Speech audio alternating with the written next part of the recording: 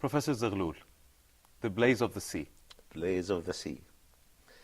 In the name of Allah, the most compassionate, most merciful, I greet you all in our Islamic way. Assalamu alaikum wa rahmatullahi wa barakatuh. Wa alaikum assalam wa rahmatullahi wa barakatuh. And I dare say that this phrase or this issue of the sea set on a blaze could not be achieved by man until the mid-60s, early 70s of the 20th century.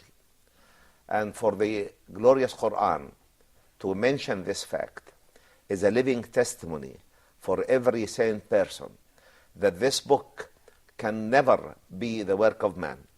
It is a testimony that the glorious Quran is the word of the Creator in its divine purity, and a testimony as well for the prophethood of Muhammad, peace be upon him, the seal of that long chain of prophets and messengers sent by Allah subhanahu wa ta'ala for the guidance of man. The verse reads, وَالْبَحْرِ الْمَسْجُورِ, by the sea set on a blaze. Of course, al-masjur in Arabic means the thing that has been heated until it became red hot. And the mentality of the people at the time of revelation could not grasp this. How could the sea be set on a blaze? Water and fire are incompatible. Water quenches fire, and fire evaporates water.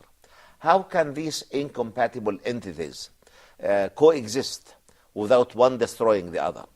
Not only at their age, even in this age, it is difficult for us to... Very difficult. Yeah.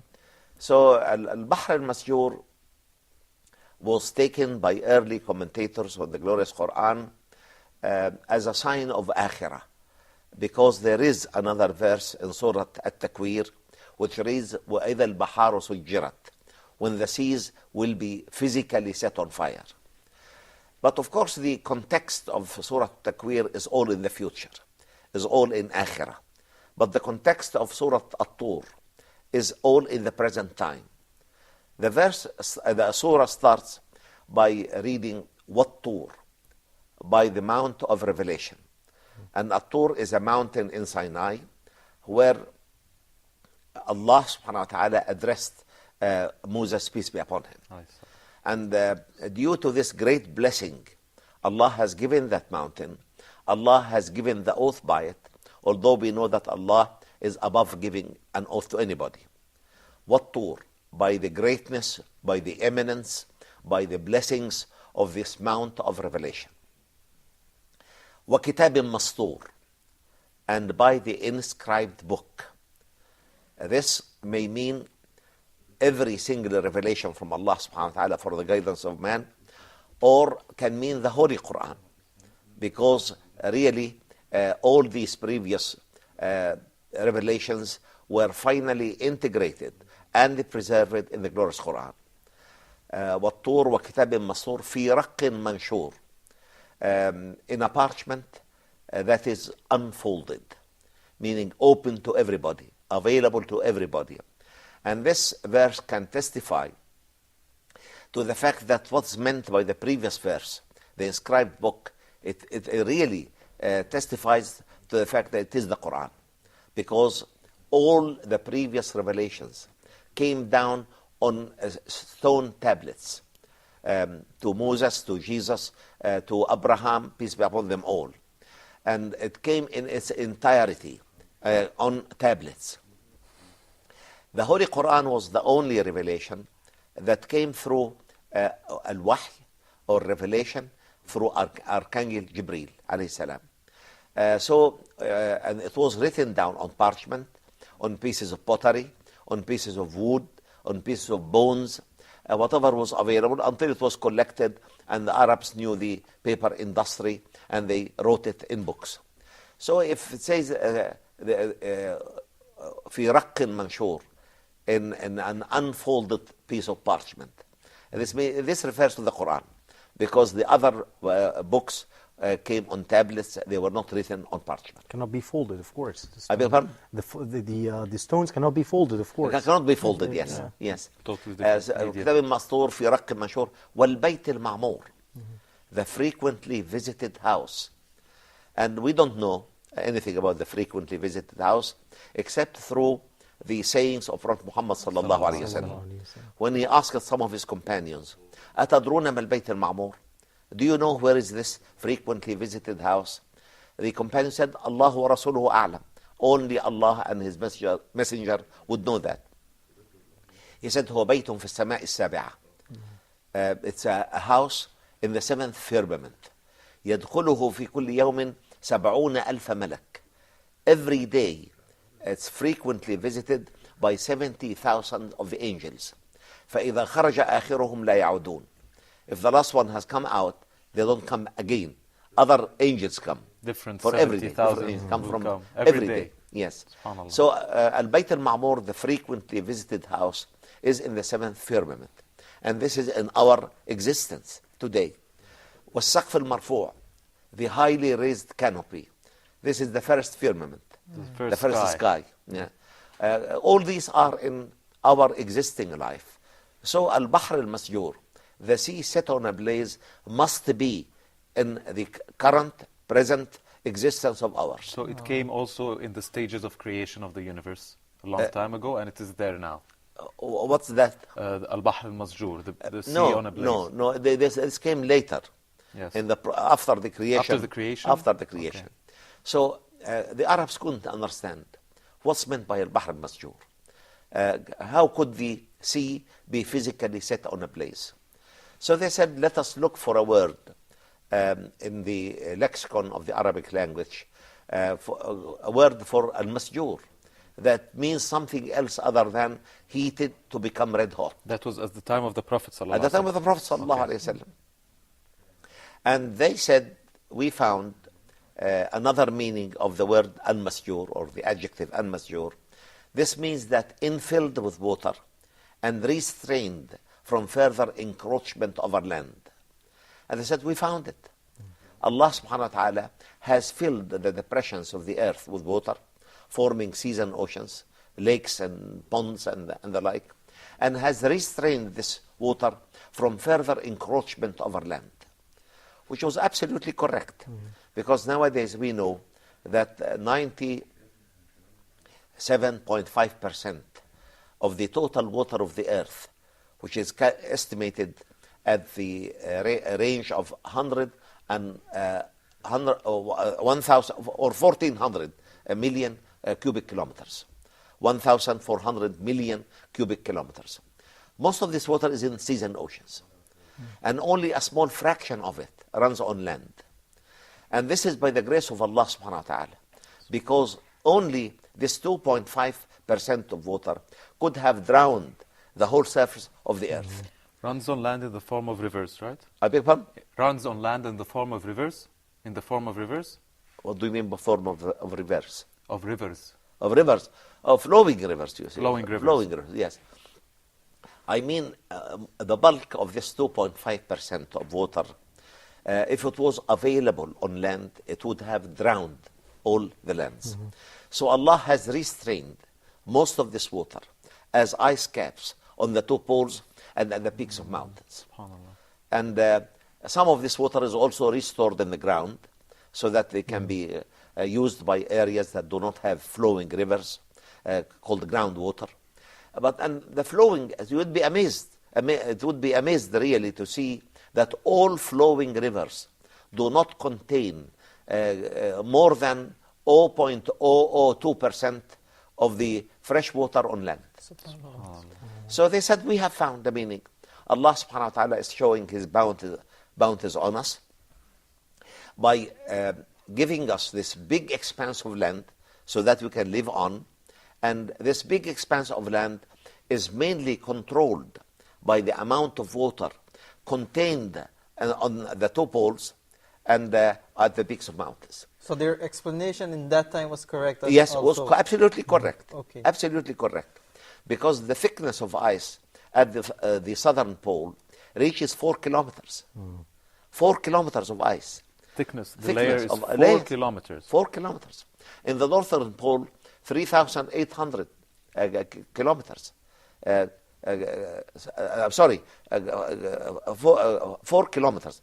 4,000 meters, you see. 4,000 meters. The thickness yes. of ice in the southern pole reaches up to 4 kilometers. Okay. And the thickness of ice on the northern pole, 3,800 meters. And this is an immense quantity of water. If this water was to melt, and it does not need more than an excess of 4 to 5 degrees centigrade in the temperature of the summer of these regions, it would melt. And it has been calculated that if this ice was to melt, it would drown the majority of the land. And this is not mere imaginations or fiction. In the history of the earth, we had phases when the sea encroached on more land than today, and we had phases when the sea was far lower than its present day level. And the control in all cases is the amount of ice collected at the two poles and at the peaks of mountains. If this ice would melt, it would raise the sea level, and the sea would cover more land, and only a small part of dry land would remain. If the ice would increase, this means the sea level will drop down, and of course more land would be exposed. So they understood it in that way, which is absolutely correct. By the sea set on fire or set on a blaze, it did not come to their understanding at all. They said, Al-Bahr al-Masjoor means a restrained sea. Allah has filled the depressed areas of the earth with water and has restrained this water from further encroachment of our land. But after the Second World War, we came to find another explanation, which we may come to after the break, inshallah. Okay, we'll go for a short break now and continuing with Professor Zaghlul Naggar. Thank you.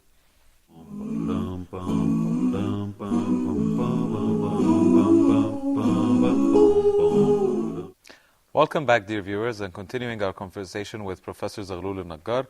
You were saying in the Second World War, when we were talking about the Blaze Sea. After the Second World War, scientists went down to study the bottoms of seas and oceans. And the main encouragement for this going down to bottoms of seas and oceans was the understanding that these bottoms are full of mineral wealth due to the fact that oceanic currents can push on the seashores and the oceanic shores manganese nodules, iron nodules, copper nodules, and the like. And of course, we, during the two world wars, we lived a time of purely materialistic attitude that was a culture of mass production that exhausted most of the reserves of these minerals on land.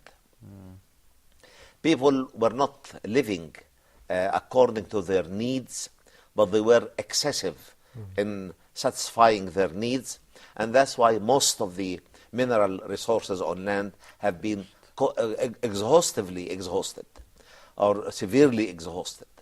And of course they tried, we can go down the bottom of seas and oceans and try to find more mineral wealth. So they went down. For their surprise, they found that all oceans, including the Arctic oceans, are physically set on a blaze. Are physically set on a blaze. How come?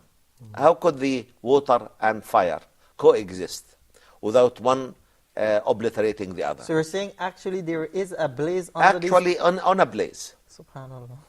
And as we said in another episode, volcanic activities at the bottoms of oceans and seas are several times greater than what we see on land. Although what we see on land is not something little, it's absolutely devastating. But by the grace of Allah, most volcanicity takes place at the bottoms of seas and oceans. After a lengthy study that started between 1945 and 1965, scientists came to realize that all oceans were actually created by deep rift systems. Two faults having their downthrows towards each other would cause the area in between to collapse, to go down. And as it goes down, it creates a depression. And this depression can be infilled with water to create a longitudinal sea similar to the Red Sea. And this longitudinal sea has got these deep rifts that penetrate the outer rocky layer of the earth completely and reach the zone of weakness, the asthenosphere, a zone in which the rocks are found in a semi-molten state. Very hot. At temperatures that exceed 1,000 degrees centigrade. Wow. So the magma come out easily. This is an easy vent for it. Yes. Come out easily and infill that depression. And of course it will meet water. So it it's will quenched. evaporate water It will evaporate. and be slightly quenched. And the water vapor rises up to find that the higher levels of the sea are cooler. So they will condense and come back. They will cool the magma a little bit, but more magma can come out to keep the blaze going on. And one of the most striking features that has amazed all scientists is that at the bottoms of all oceans and at the bottoms of some of the seas, such as the Red Sea, water and fire can meet together without annihilating each other. Subhanallah. For the Quran to spell that out, a book revealed more than 14 centuries ago, to spell this fact out and give an oath by it, where it reads, وَالْبَحْرِ الْمَسْجُورِ, by the sea physically set on a blaze, is a living testimony that this book cannot be the work of man. It is the word of the Creator in its divine purity, the book that has been preserved in the same language of revelation for over 14 centuries, preserved by the will of Allah, word to word and letter to letter, and it contains that immense amount of scientific knowledge that testify to the divinity of the Creator, testify to the unity of the Creator, to testify to the might and wisdom and knowledge of the Creator, and at the same time remain an address to the people of our time, a testimony that this glorious Quran is not the work of man, it's the divine word and it's divine. Is there any possibility that one could overcome the other, or they would continue to coexist? The two phases of water and fire. No, it will go on like this until Akhirah, until the end of this world. So the phases do exist together, side by the side, two do right exist together. now. Yes, yes. And they wouldn't overcome one another, because I think I read somewhere that one of the signs that the sea would be set totally ablaze. But no, you see, if you remember in one of these episodes, I emphasized the fact that Akhirah, the last hour, has got its own laws. Yeah. It does not follow the laws that govern the present day world. Al-Akhirah, as the Quran describes it, ثقلت في السماوات والأرض لا تأتيكم إلا بغتة. It will not come to you except suddenly. And suddenly means by a divine order. It does not need the systems of today. Does not need the laws of today. Yeah. No. I think what we see today is just to make us believe that it could happen in any way. Oh, definitely, definitely. But And I think Professor- Mustafa had a question. Yes, the question before, the previous yes. question that we, I need some, if you allow us to, that you can talk to us about the hadith of the Prophet Muhammad Sallallahu Alaihi Wasallam, the speech that he said. I'm not sure exactly about the I can right tell you word. the You can hadith, tell me brother. about it. Yes. But there is a fire underneath the sea, Under and, the there's- sea, yes. and not to travel a lot in the Yes, sea. Is that yes, right? indeed. Yes. The Prophet sallallahu alaihi wasallam, may Allah's mercy and blessings be upon him, is quoted to have said, لا يركب البحر إلا حاج أو معتمر أو غاز في سبيل الله لأن تحت البحر نارا وتحت النار بحرا. You should not really ride the sea except for a noble cause, such as going for pilgrimage or for Umrah, the smaller pilgrimage, الحاج أو معتمر أو غاز في سبيل الله. Somebody going in the way of Allah, either for da'wah or for jihad. Yes. And he added صلى الله عليه وسلم لأن تحت البحر نارا وتحت النار بحرا. Because under the sea there is fire, and under the fire there is water. And the Prophet Muhammad sallallahu alaihi wasallam did not ride the sea even for once in his lifetime. How could he know this? Who would have told him this? Who at his time would have reached this conclusion? And this hadith is sahih. It's sahih. Sahih. In al-Bukhari. I verified it, Yes. and I found it to be absolutely correct. All right. Absolutely correct. But you see, because of the meaning is strange. The mentality of the people could not grasp this. How could be fire below the sea and water below the fire? How could this happen? But you didn't explain the water below the fire. I will explain it in a minute. Yes. You see. So the Prophet ﷺ neither rode the sea, let alone diving to the bottom of the sea. Nobody at his time would know this fact. That was not disclosed until the area between 1945 and 1965, when a very basic principle in geology came to being, known as plate tectonics. Plate tectonics means that the outer rocky layer of the earth is fragmented by a system of rifts or faults into plates, and these plates float on the semi-molten zone, the zone of weakness, and with the convection currents below these plates, they drive these plates away from each other to create seafloor spreading, or they cause these plates to collide with each other to generate mountains and stabilize the continental masses. So anybody with any logical understanding can see in this verse a living testimony to the fact that the Holy Quran cannot be the work of man. It's the word of the Creator in its divine purity, and also a living testimony to the prophethood of Muhammad sallallahu alaihi wasallam. It took me years to understand what's meant by إن تحت البحر نارا وتحت النار بحرا. How come that under the sea water there is fire, and under the fire there is water?